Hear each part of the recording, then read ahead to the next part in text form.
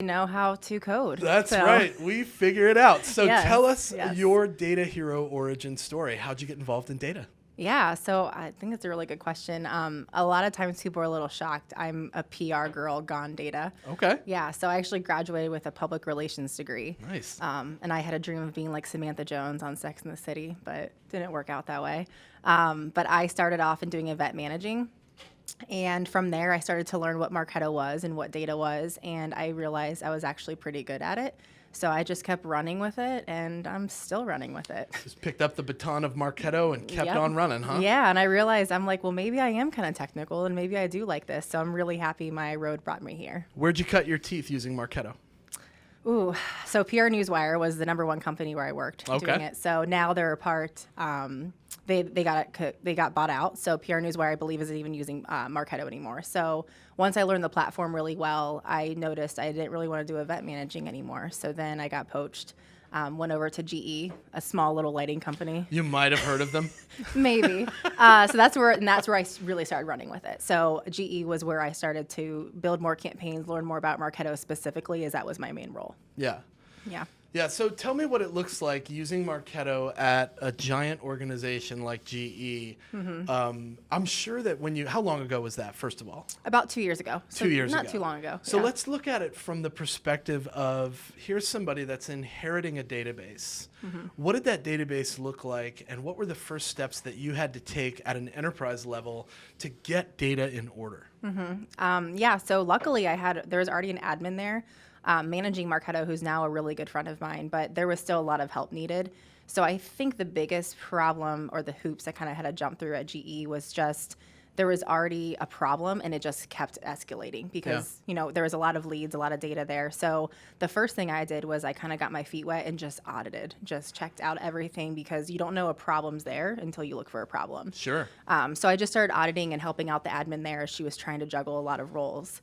Realized that there were just some things that needed to be worked out, and the sales team, shockingly, didn't get along very Not well. the sales team. We weren't best friends. Isn't that shocking? So the sales team did not get, they weren't best friends with marketing, let's just say it Of that course, way. Yeah, yeah. so we had to figure out the right way to route things through sales. And the way that GE was particular is they had a global operations center that did sales. I see. So it was different. It's kind of like a contracted inside sales company. I see. So we had to educate them on how GE Lighting did it versus how GE Healthcare does it. So education was the biggest thing for me. So I kind of ran with the education portion, trained people, and really tried to, revamp how that Marketo instance looked. Education is often the best way to learn something, in my opinion. I always tell people that if you can teach something simply, then you know it well. Right. But if it's complicated and you have a hard time teaching it, then you probably don't know it as well as you should. So Right. tell me about what it's like to inherit this database, make a bunch of changes, have a little bit of pushback from the sales team, maybe a lot of pushback, right? But come out on top. I mean, let's be honest. Your changes that you made clearly made an impact, and things changed for the better. Otherwise, you wouldn't be the person you are today, a Marketo champion, 3-time certified, and so on and so forth. So what's it like to go through a process like that and come out smelling like a rose on the other side? Yeah, well, it took a while to smell like a rose, but I don't think people loved me at first. Like I said, there was already a Marketo admin there who she was very well respected, so I kind of teamed up with her. So I found an ally in her. And I was a little bit more on the social side to help educate the sales team. So what I started doing was showing them the true impact of what these changes are doing. Yeah. So I would show them at the time we had MSI and interesting moments, and the inside sales team kept telling us they don't know what their leads are doing before they come to them. I was like, that's weird, because I put a lot of work in setting up MSI and interesting moments. So I went through and I showed them a customer who actually converted, and their first touch was a webinar that we hosted. Right. And so people kept following up with them. And once I showed them that, they're like, oh, we didn't even know this existed. I was like, well, it's been in place for a while now. So that's where I started to develop sales training.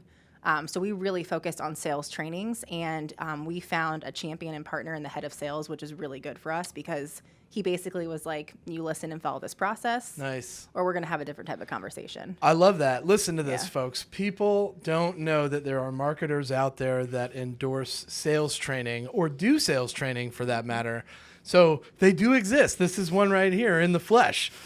So that's interesting that you would invoke some kind of sales training to sort of better their standing and how they work with marketing. Truly devoted to sales and marketing alignment, which we'll talk about later. I know that's a big focus for you. Yeah.